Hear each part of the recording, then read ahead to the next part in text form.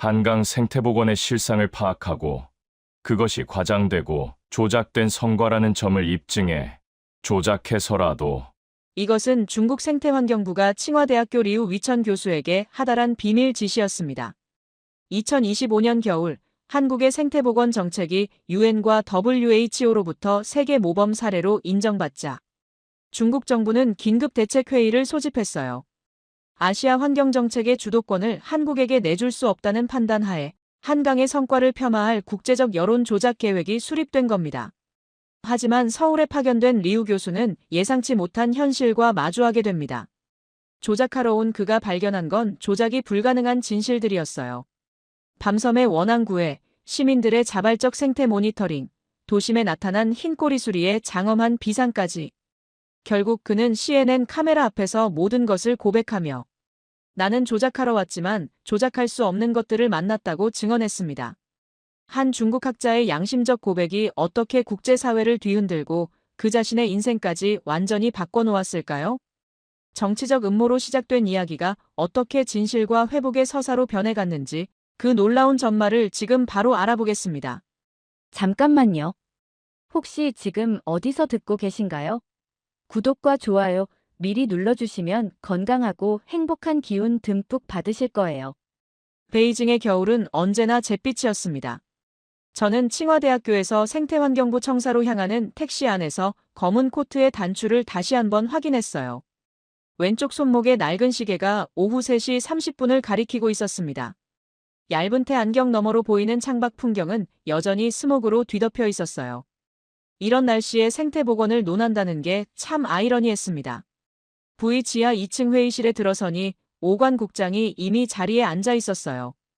검은 정장에 금태 안경을 쓴 그는 제가 들어서자 고개를 끄덕였습니다. 리우 교수님, 앉으세요. 목소리는 평온했지만 그 속에 담긴 무게를 저는 충분히 알고 있었어요. 탁자 위에는 두꺼운 파일 폴더가 놓여 있었습니다. 한강 생태복원 프로젝트 현황이라고 적힌 표지를 보며 속으로 쓴웃음을 지었어요. 오관 국장이 파일을 넘기며 말했습니다. 한국이 최근 몇 년간 국제환경기구들로부터 받고 있는 찬사를 보셨을 겁니다.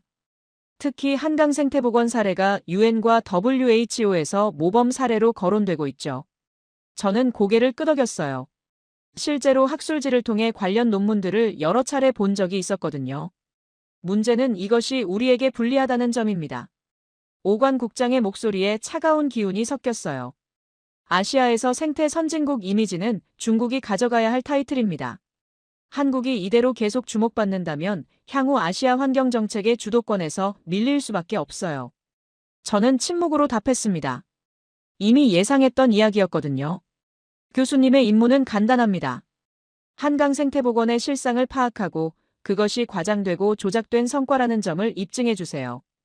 파일을 넘기며 계속 말했어요. 이미 CNN 다큐멘터리 팀과 연결을 해뒀습니다. 교수님이 현장에서 발견한 문제점들을 제대로 된 영상 자료와 함께 국제사회에 공개하는 거죠. 구체적으로 어떤 프레임을 원하시나요? 제 질문에 오관 국장이 미소를 지었어요. 지방정부 주도의 홍보성 복원, 실제 생태계 개선 효과 미미, 시민 참여는 연출된 이벤트 수준. 이 정도면 충분할 겁니다. 탁자 위로 또 다른 서류가 놓였습니다. 항공권과 숙박 예약 확인서였어요. 일주일 안에 충분한 자료를 수집하시고 2주 안에 보고서를 제출해 주세요. CNN 방송은 그 이후에 진행됩니다. 저는 서류들을 정리하며 답했어요. 알겠습니다. 사실 이런 일이 처음은 아니었습니다. 지난 3년간 저는 동남아시아 몇 개국의 환경정책을 분석하며 비슷한 임무들을 수행해왔어요. 처음에는 약간의 거부감이 있었지만 이제는 익숙해졌습니다. 국가의 이익을 위해서는 때로 불편한 진실도 감춰야 하고 필요하다면 새로운 진실을 만들어내야 하는 거였죠. 한국의 생태복원이 정말 성공적이라고 생각하시나요? 오관 국장이 마지막으로 물어봤어요. 저는 안경을 벗어닦으며 대답했습니다. 솔직히 의문스럽습니다. 그들이 가진 기술력과 예산 규모를 고려하면 현재 국제사회에서 받는 평가는 과대포장된 측면이 클 거예요. 그럼 현장에서 그 과대포장을 벗겨내는 일만 남았네요. 회의실을 나서며 저는 손목시계를 다시 확인했어요. 아버지가 물려주신 이 시계는 정확한 시간보다는 시간의 무게를 알려주는 도구였습니다. 지금 저에게 주어진 시간은 정확히 7일. 한강이 품고 있다는 거짓을 찾아내는데 필요한 시간이었어요. 택시를 타고 집으로 돌아가는 길에 휴대폰으로 한국 관련 자료들을 다시 훑어봤습니다. 청계천 복원, 밤섬 람사르 습지, 시민 참여형 생태 모니터링, 도심 내 생물 다양성 증가. 모두 그럴듯해 보이는 성과들이었어요. 하지만 저는 이런 성과들 뒤에 숨어있는 진실을 찾아내는데 특화된 사람이었습니다. 과장과 선전은 언제나 사실을 기반으로 한다. 문제는 그 사실을 어떻게 해석하느냐에 있다.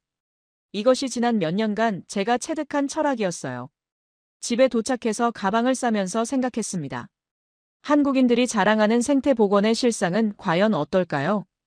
아마도 예쁘게 포장된 인공 조경과 몇 마리 길들여진 새들, 그리고 관광객들을 위해 연출된 시민 참여 프로그램 정도일 거였어요. 제가 보기에 진정한 생태 복원은 최소 수십 년의 시간과 막대한 투자, 그리고 무엇보다 시민들의 진심 어린 관심이 필요한 일이었거든요. 한국 같은 급속한 산업화를 겪은 나라에서 그런 조건들이 갖춰질 리 없다고 확신했습니다. 다음 날 아침 인천공항행 비행기에 오르면서 마지막으로 베이징의 회색 하늘을 바라봤어요. 저 하늘 아래에서 태어나고 자란 저는 환경과 생태에 대한 환상을 일찍이 버린 사람이었습니다. 현실은 언제나 이상보다 복잡하고 더러웠거든요. 3시간 후면 서울이었습니다. 그들이 자랑하는 한강과 청계천을 직접 볼 수 있게 되는 거였어요. 그리고 그곳에서 제가 찾아낼 것은 아마도 정교하게 만들어진 거대한 무대일 테였죠. 비행기가 이륙하면서 창밖의 베이징이 점점 작아져 갔습니다.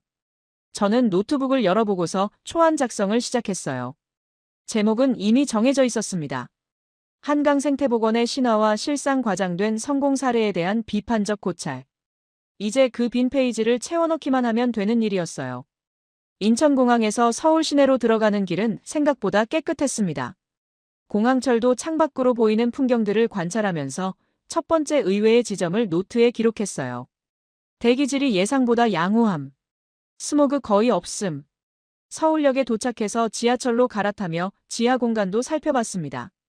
환기시설이 잘 갖춰져 있었고 무엇보다 시민들의 표정이 답답해 보이지 않았어요.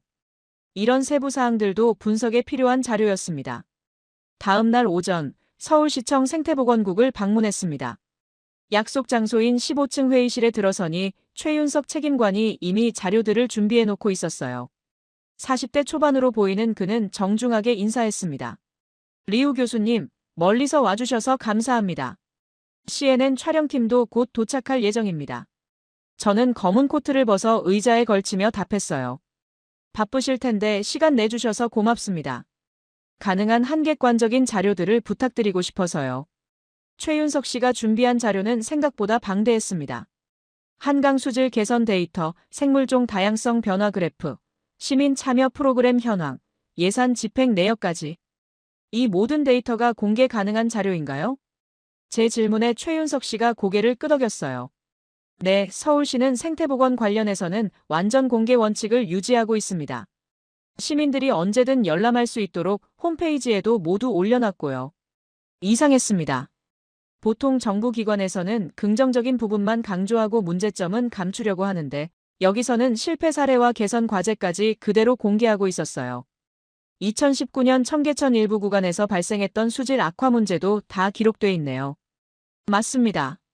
우리가 숨긴다고 해서 문제가 해결되는 건 아니거든요. 오히려 시민들과 함께 원인을 찾고 대책을 세우는 게 더 효과적이었어요.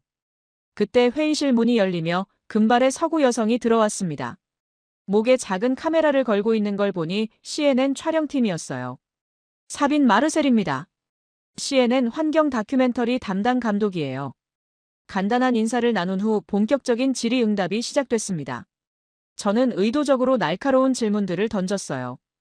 한강 생태복원에 투입된 총 예산이 어느 정도인지 궁금합니다. 그리고 그 예산 대비 실제 생태계 개선 효과를 어떻게 측정하고 계신가요? 최윤석 씨가 자료를 넘기며 답했어요. 2002년부터 현재까지 약 1조 3천억 원이 투입됐습니다. 수질 개선, 서식지 조성, 시민 참여 프로그램, 모니터링 시설 구축 등에 사용됐고요. 구체적인 수치들이 차근차근 나왔습니다. 용존산소량 변화, 물고기 종수 증가, 조류 관찰 기록, 시민 만족도 조사 결과까지. 이런 데이터들의 신뢰성은 어떻게 보장하나요? 외부 검증 시스템이 있나요? 서울대학교, 연세대학교, 환경부 국립생태원에서 매년 독립적으로 모니터링하고 있습니다. 결과는 국제학술지에도 발표되고 있고요. 점점 당황스러워졌어요. 제가 예상했던 과장된 홍보자료 수준이 아니었거든요. 시민 참여 프로그램도 좀 자세히 설명해 주시겠어요? 현재 32,000명의 시민이 생태 모니터링에 참여하고 있습니다. 이분들은 자발적으로 주말마다 나와서 수질 측정, 조류 관찰, 외래종 제거 작업을 하세요. 보상이나 혜택이 있나요? 교통비 정도만 지급합니다. 대부분 본인들의 관심과 애정으로 참여하시는 분들이에요. 사빈 감독이 조용히 카메라를 돌리며 제 표정을 담고 있었어요. 저는 무의식적으로 안경을 만지작거렸습니다. 혹시 현장 견학도 가능한가요?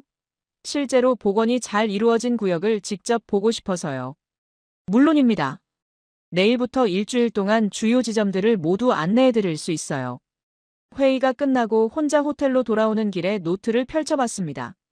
제가 찾으려던 명확한 허점들이 보이지 않았어요. 예산 집행의 투명성, 데이터의 객관성, 시민 참여의 자발성까지 모든 게 예상보다 체계적이었습니다. 아직 겉만 본 것일 수도 있다. 호텔방에서 오관 국장에게 첩보고 메시지를 보냈어요. 초기 자료 수집 완료. 겉보기에는 체계적이나 현장 확인 필요. 추가 분석 후 재보고 예정. 하지만 마음 한구석에서는 이상한 불안감이 올라왔습니다. 만약 정말로 한국의 생태복원이 성공적이라면 어떡하지요? 그런 생각을 하다가 고개를 저었어요. 아니다. 분명히 어딘가에 허점이 있을 거야. 창밖으로 한강이 어둠 속에서 조용히 흘러가고 있었습니다. 내일이면 그 강의 실제 모습을 직접 볼 수 있을 거였어요. 그때 제가 찾아낼 것은 분명히 정교하게 연출된 무대일 테였습니다. 휴대폰에서 위챗 메시지가 울렸어요. 오관 국장이었습니다. 너무 완벽해 보이면 더 수상한 거야. 완벽한 시스템은 존재하지 않거든. 조금 더 깊이 파보라고. 저는 메시지를 확인 표시만 하고 답장하지 않았습니다. 손목시계를 보니 밤 11시였어요. 내일부터는 본격적인 현장 조사가 시작될 거였습니다. 그곳에서 제가 찾게 될 진실은 무엇일까요? 다음 날 아침, 최윤석 씨와 사빈 감독과 함께 밤섬 생태조망대로 향했습니다. 지하철 5호선을 타고 여의도역에서 내리는 길에 최윤석 씨가 설명했어요. 밤섬은 2012년 람사르 협약 습지로 지정됐습니다. 도심 한복판에서 이런 국제 인증을 받은 건 매우 드문 일이죠. 람사르 습지 지정 과정에서 특별한 로비나 정치적 개입은 없었나요? 제 질문에 최윤석 씨가 잠시 멈춰서 저를 바라봤어요. 교수님, 람사르 협약은 유엔 산하기구에서 엄격한 생태학적 기준으로 심사합니다. 로비로 어떻게 할 수 있는 성질의 것이 아니에요. 사빈 감독이 조용히 이 장면을 촬영하고 있었습니다. 밤섬 조망대에 도착하니 벌써 시민들이 몇 명 와 있었어요. 망원경과 쌍안경을 들고 물 위를 관찰하고 있었습니다. 저분들은 누구인가요? 시민생태감시단 분들이에요. 매주 정기적으로 나와서 조류 서식 현황을 기록하시죠. 60대로 보이는 한 남성이 저희를 보고 다가왔어요. 안녕하세요. 저는 이곳에서 5년째 새 관찰을 하고 있는 박정수라고 합니다. 시민자원봉사자시군요. 네. 퇴직 후에 시간도 있고 무엇보다 이 일이 재미있어서요. 박정수 씨가 망원경을 제 쪽으로 돌려줬어요. 한번 보세요. 저기 원앙 한 쌍이 있어요. 망원경을 들여다보는 순간 놀랐습니다. 물 위에서 수컷 원앙이 암컷 주위를 천천히 돌고 있었어요. 수컷이 고개를 물속에 넣었다가 다시 들어올리면서 부리를 털었습니다. 그러자 암컷도 같은 동작을 따라했어요. 지금 짝짓기 전 구애 행동을 하고 있는 거예요. 박정수 씨가 작은 목소리로 설명했습니다. 이 시기에 이런 행동을 볼 수 있다는 건 이곳이 안전한 서식지라는 뜻이죠. 저는 망원경에서 눈을 떼지 못했어요. 수컷이 날개를 살짝 펼쳐 보이더니 암컷 앞에서 목을 길게 늘였습니다. 그 순간 암컷이 부드럽게 수컷 쪽으로 다가갔어요. 두 마리가 나란히 떠 있는 모습이 마치 하나의 완벽한 그림 같았습니다. 이런 장면은 연출할 수 있는 건가요? 제가 무의식적으로 중얼거린 말을 박정수 씨가 들었어요. 원앙은 야생 조류 중에서도 특히 예민한 종이에요. 사람이 조금이라도 개입하면 바로 도망가죠. 제 머릿속이 복잡해지기 시작했습니다. 교수님, 어떠세요? 최윤석 씨가 물어봤어요. 저는 망원경에서 눈을 떼며 답했습니다. 예상보다 자연스럽네요. 사빈 감독이 제 표정을 자세히 담고 있는 게 보였어요. 조망대에서 나와 한강 산책로를 걸으며 최윤석 씨가 계속 설명했습니다. 밤섬 복원은 사실 의도한 게 아니었어요. 여의도 개발로 주민들이 이주한 후 자연적으로 식생이 회복된 거죠. 그럼 정부에서 특별히 한 일이 없다는 말인가요? 가장 중요한 일을 했죠. 사람의 출입을 완전히 금지하고 새들만의 공간으로 남겨둔 거예요. 걷다가 벤치에 앉아 쉬었습니다. 제 손에는 여전히 망원경의 무게가 남아있는 것 같았어요. 그 무게는 제가 예상했던 것과는 달랐습니다. 거짓의 무게가 아니라 진실의 무게였어요. 사빈 씨는 어떻게 생각하세요? 처음으로 사빈 감독에게 말을 걸어봤습니다. 그녀가 카메라를 내리며 답했어요. 솔직히 말하면 저도 처음에는 회의적이었어요. 하지만 방금 본 원앙 장면은 연출할 수 없는 거죠. 제가 가져온 노트북을 열어 오늘 본 것들을 정리하기 시작했어요. 밤섬 현황 자연 복원된 습지, 람사르 습지 인증, 시민 자원봉사자들의 정기적 모니터링, 야생 조류의 자연적 번식 행동 관찰됨. 타이핑을 하다가 손이 멈췄습니다. 원앙의 구애 장면이 자꾸 머릿속에 떠올랐어요. 그 순간만큼은 어떤 인위적인 개입도 정치적 계산도 없었습니다. 순수한 생명의 움직임만 있었어요. 교수님, 괜찮으세요? 최윤석 씨가 걱정스럽게 물어봤습니다. 아, 네. 그냥 생각이 좀 많아져서요. 호텔로 돌아와서 오관 국장에게 보낼 중간 보고서를 작성하려고 했어요. 하지만 키보드 앞에 앉아도 쉽게 써지지 않았습니다. 밤섬에서 관찰한 생태계는 예상보다 안정적이며 문장을 지웠습니다. 한강 생태복원의 성과는 부분적으로 과장된 면이. 이 문장도 지웠어요. 결국 간단한 메시지만 보냈습니다. 현장 조사 계속 진행 중. 추가 자료 수집 후 종합 분석 예정. 그날 밤 잠자리에 들면서도 원앙의 모습이 계속 떠올랐어요. 제가 지금까지 믿어왔던 모든 것들이 조금씩 흔들리기 시작했습니다. 만약 정말로 한국의 생태복원이 진정성을 바탕으로 한 것이라면, 만약 제가 찾고 있는 거짓이 애초에 존재하지 않는 것이라면, 그런 생각들이 머릿속을 복잡하게 만들었어요. 창밖으로 한강이 여전히 흐르고 있었습니다. 그 강물 속에도 수많은 생명들이 살아 숨쉬고 있을 거였어요. 내일은 더 많은 현장을 보게 될 것입니다. 그곳에서 제가 마주하게 될 진실은 무엇일까요? 손목시계를 보니 자정이 넘어가고 있었어요. 아버지가 물려주신 이 시계는 여전히 정확한 시간을 가리키고 있었습니다. 하지만 제 마음속의 시계는 조금씩 다른 시간을 가리키기 시작했어요. 다음 날은 고덕생태공원으로 향했습니다. 지하철 5호선 끝자락에 있는 이곳은 서울 시내에서도 상당히 외곽이었어요. 여기까지 와서 생태 프로그램을 하는 이유가 있나요? 최윤석 씨가 답했습니다. 이곳이 한강하구와 가장 가까운 지점 중 하나예요. 철새들의 주요 이동 경로이기도 하고요. 공원 입구에서 만난 건 예상치 못한 광경이었습니다. 30명 정도의 시민들이 작은 그룹을 나누어 각자 다른 장비들을 들고 있었어요. 저분들은 뭐 하는 분들인가요? 시민 생태감 시단입니다. 매주 토요일마다 수달 서식 흔적을 조사하세요. 수달이라고요? 서울에 수달이 살고 있나요? 네. 2018년부터 한강 하류에서 수달 가족이 관찰되고 있어요. 지금은 개체수가 늘어서 여러 지역에서 발견되고 있습니다. 저는 사빈 감독과 함께 시민감시단에 합류했어요.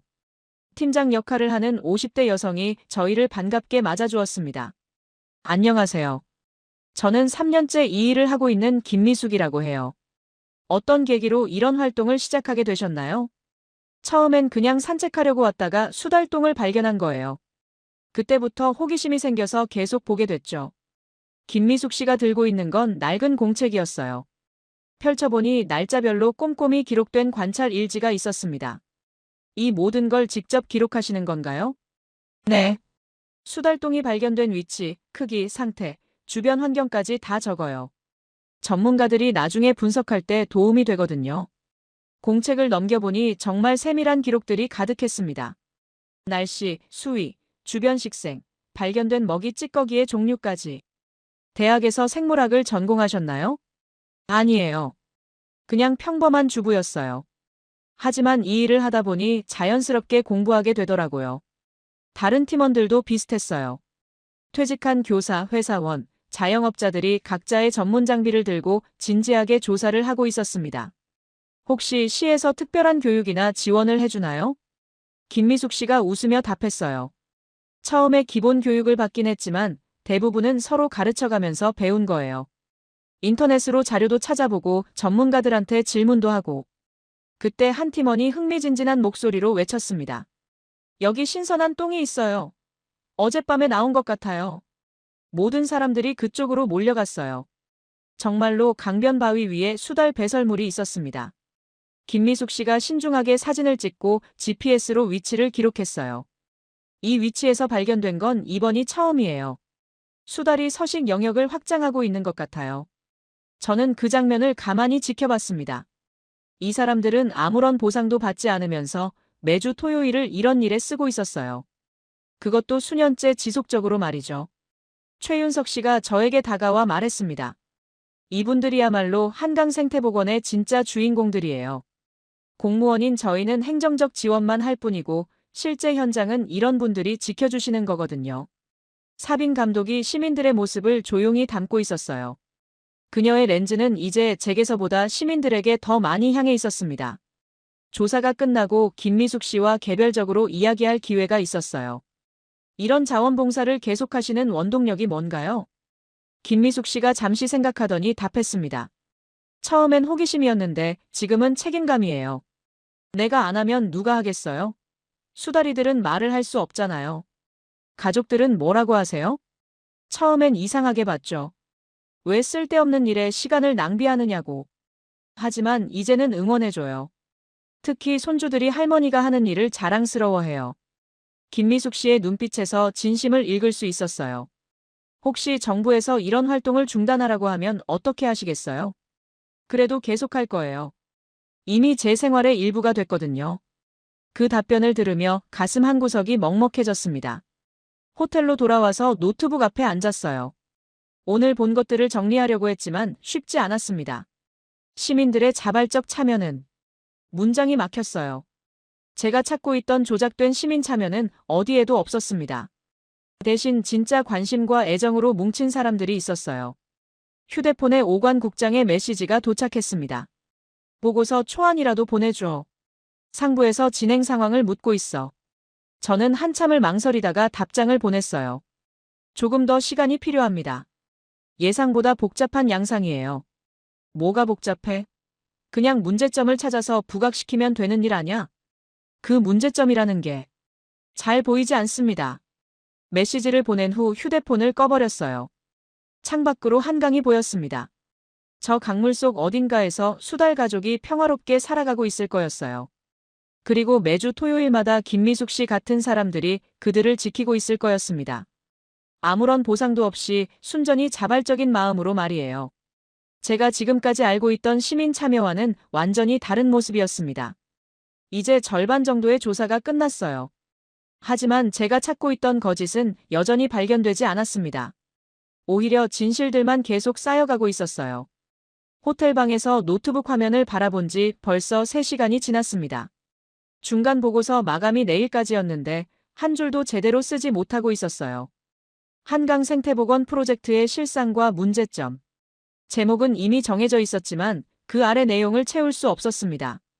지난 며칠간 본 것들이 머릿속에서 계속 맴돌았어요. 밤섬의 원앙, 시민들의 자발적 참여, 투명하게 공개된 모든 데이터들. 제가 찾으려던 조작된 성과는 어디에도 없었습니다. 휴대폰이 울렸어요. 오관 국장이었습니다. 리우 교수님, 보고서는 언제 받을 수 있나요?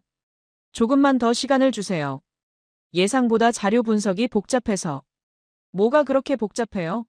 처음 계획대로 진행하면 되는 거 아닙니까?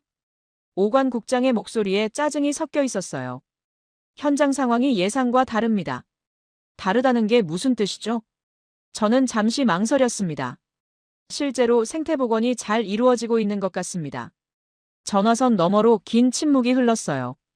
리우 교수님, 혹시 현지에서 무슨 로비나 회유를 받은 건 아니죠? 그런 건 전혀 없습니다.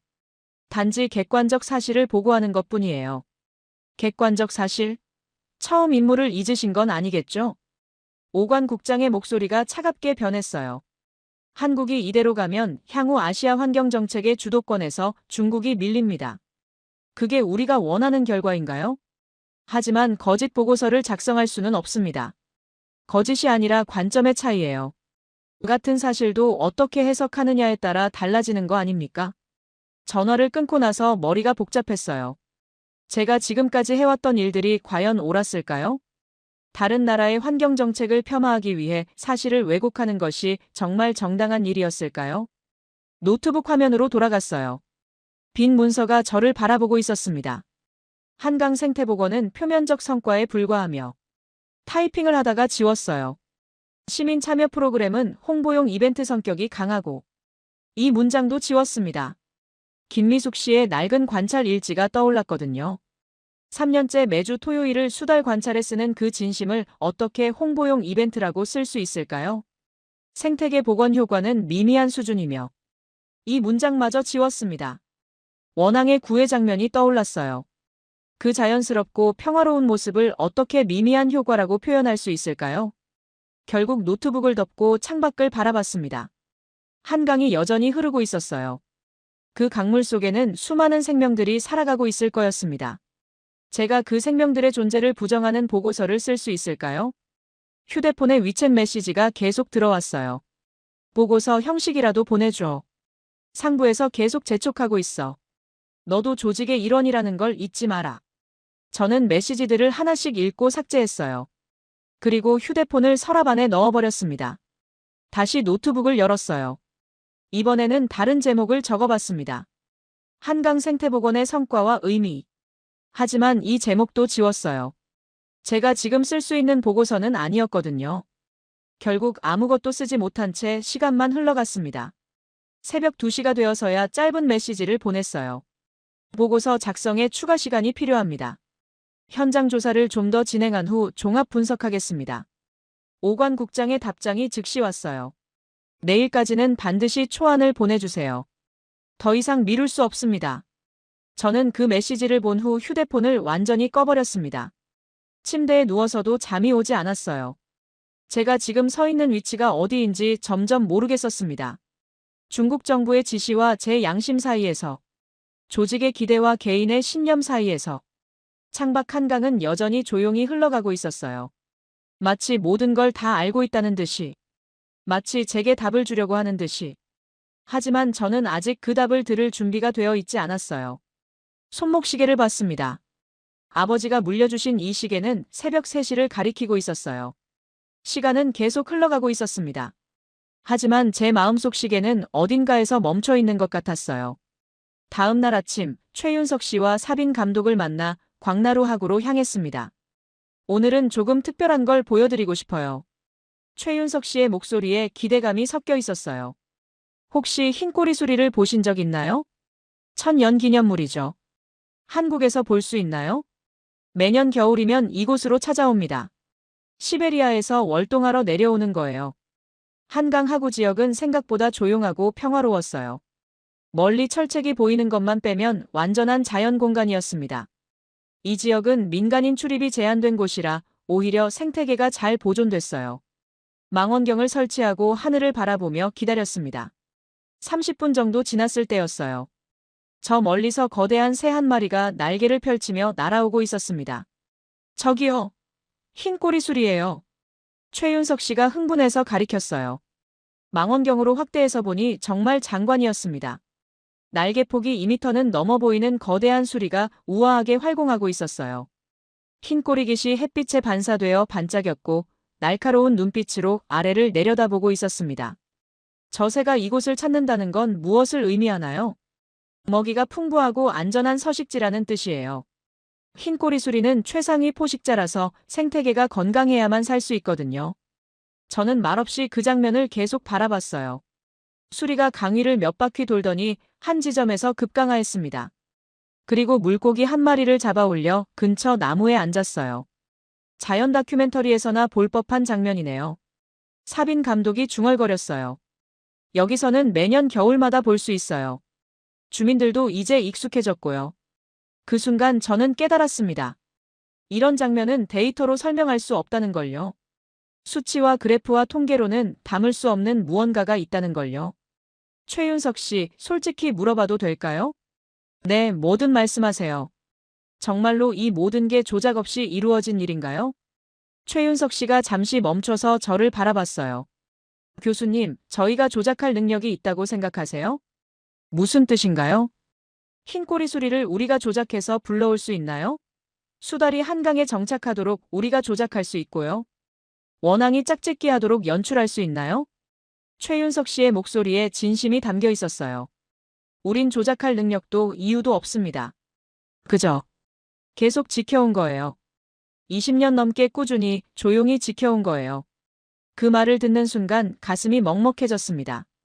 저는 지금까지 무엇을 찾고 있었던 걸까요? 화려한 조작과 정교한 거짓을 찾으려 했지만 여기에는 그런 게 없었어요. 대신 20년 넘게 축적된 진심과 노력이 있었습니다.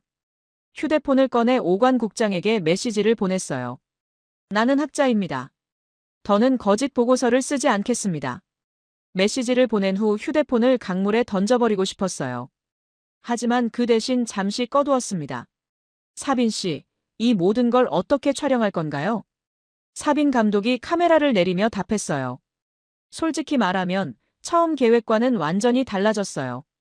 이건 고발 다큐가 아니라 다른 무언가가 되어야 할 것 같아요. 어떤 무언가요? 회복에 관한 이야기. 도시와 자연의 회복, 그리고 사람들의 마음의 회복.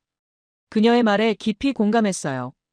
저도 어느 순간부터 회복되고 있는 걸 느끼고 있었거든요. 오랫동안 잃어버렸던 무언가가 천천히 돌아오고 있었습니다.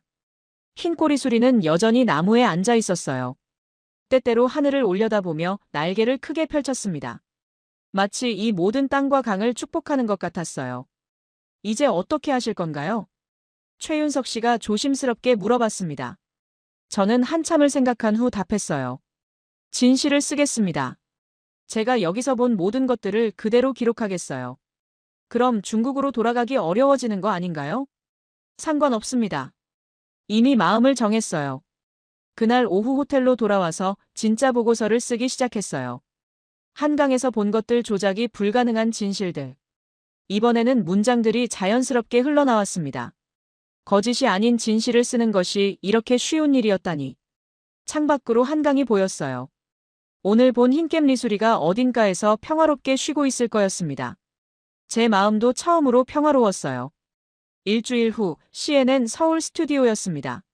사빈 감독이 카메라를 제 정면에 설치하고 있었어요. 차가운 스튜디오 조명이 제 얼굴을 비추고 있었습니다. 준비되셨나요?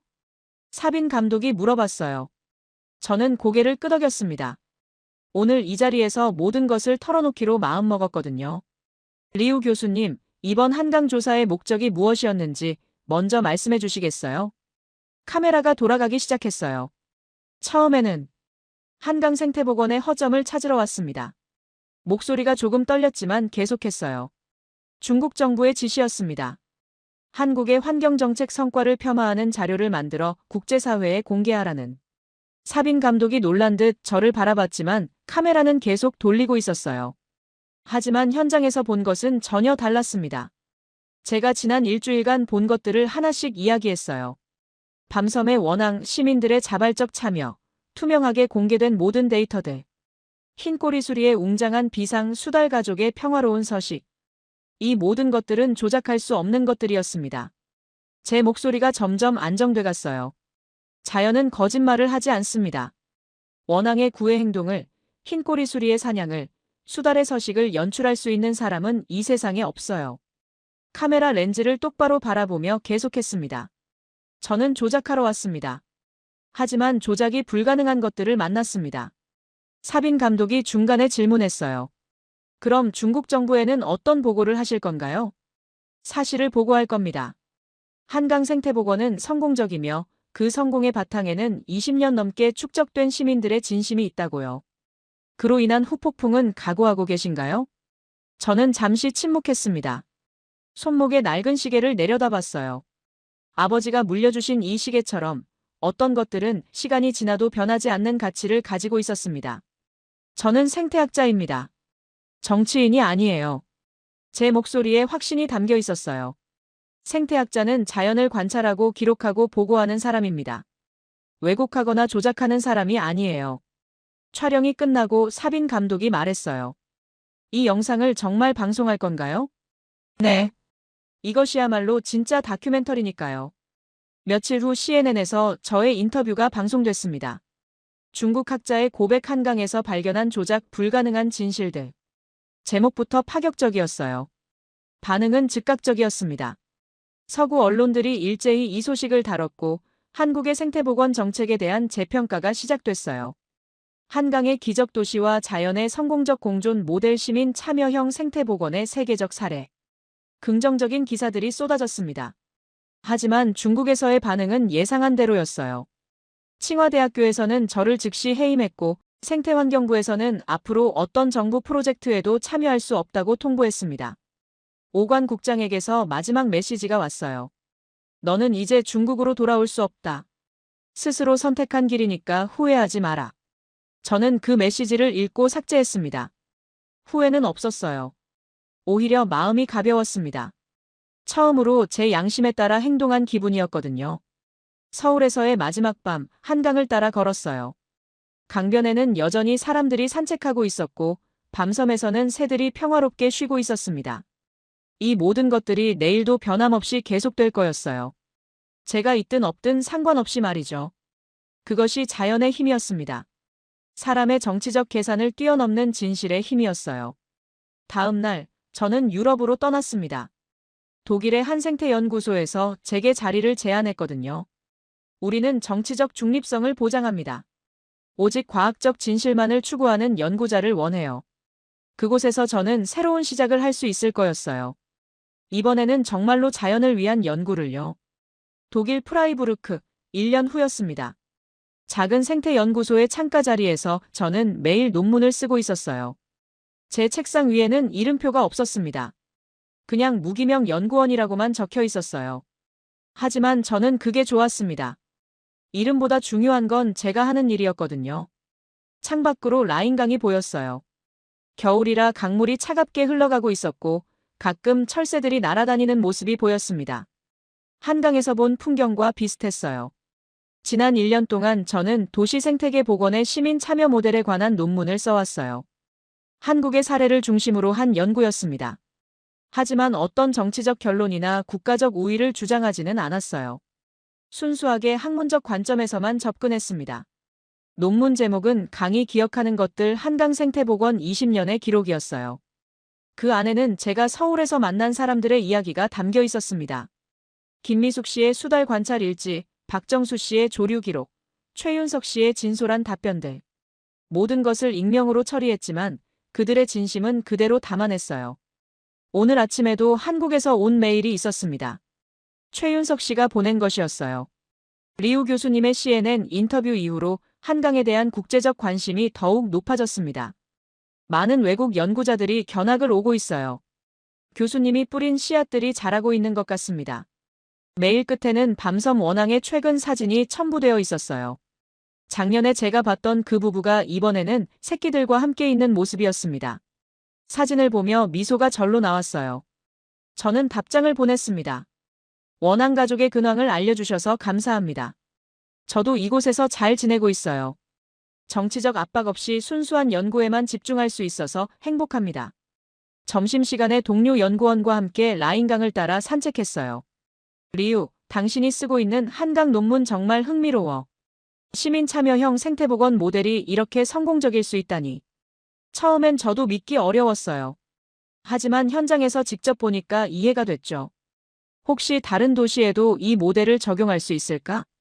가능하다고 생각해요. 하지만 가장 중요한 건 시민들의 진심이에요. 그게 없으면 아무리 좋은 시스템도 의미가 없거든요. 강변에 앉아서 물을 바라보며 생각했어요. 1년 전 이맘때 저는 한강에서 흰꼬리 수리를 봤었죠. 그 장엄한 비상이 제 인생을 완전히 바꿔놓았어요. 지금 저는 아무런 정치적 부담 없이 자연을 연구할 수 있게 됐습니다. 비록 고향을 떠나야 했지만 후회하지 않았어요. 오히려 감사했습니다. 한강이 제게 진짜 길을 보여줬거든요. 오후에 연구소로 돌아와서 논문 마무리 작업을 했어요. 결론 부분에 이렇게 썼습니다. 생태계 복원은 기술의 문제가 아니라 마음의 문제다. 한강이 성공할 수 있었던 이유는 첨단 기술이나 막대한 예산 때문이 아니라 시민들이 강을 진심으로 사랑했기 때문이다. 그 사랑은 정치적 계산을 넘어선다. 국가적 이익을 초월한다. 그리고 결국 모든 경계를 무너뜨린다. 논문을 다 쓰고 나서 창밖을 바라봤어요. 라인강 위로 해가 지고 있었습니다. 저 멀리서 철새 한 무리가 날아오고 있었어요. 새들은 국경을 모릅니다. 강도 국경을 모르죠. 자연은 인간이 그어놓은 선들을 인정하지 않아요. 제가 한강에서 배운 가장 큰 교훈이었습니다. 자연 앞에서 우리는 모두 하나다. 손목시계를 봤어요. 아버지가 물려주신 이 시계는 여전히 정확한 시간을 가리키고 있었습니다. 하지만 이제 저는 시간의 무게가 아니라 시간의 소중함을 느꼈어요. 지금 이 순간 한강에서는 새로운 생명들이 태어나고 있을 거예요. 시민들은 여전히 자발적으로 생태 모니터링을 하고 있을 것이고 원앙 가족은 평화롭게 물 위를 떠다니고 있을 거예요. 저는 더 이상 그곳에 없지만 그곳의 이야기를 세상에 전할 수 있어서 기뻤어요. 내일도 저는 이 자리에서 논문을 쓸 거예요. 정치적 목적이 아닌 순수한 학문적 호기심으로. 그리고 언젠가 기회가 되면 다시 한강을 찾아가고 싶어요. 그때는 조작하러 가는 게 아니라 배우러 가는 거겠죠. 강은 모든 걸 기억합니다. 사람의 진심도 거짓도 모두요. 하지만 결국 강이 품어주는 건 진심뿐이에요. 그것이 제가 한강에서 배운 마지막 교훈이었습니다. 창밖으로 라인강이 여전히 흘러가고 있었어요. 조용히, 꾸준히, 영원히. 마치 모든 걸 이해한다는 듯이.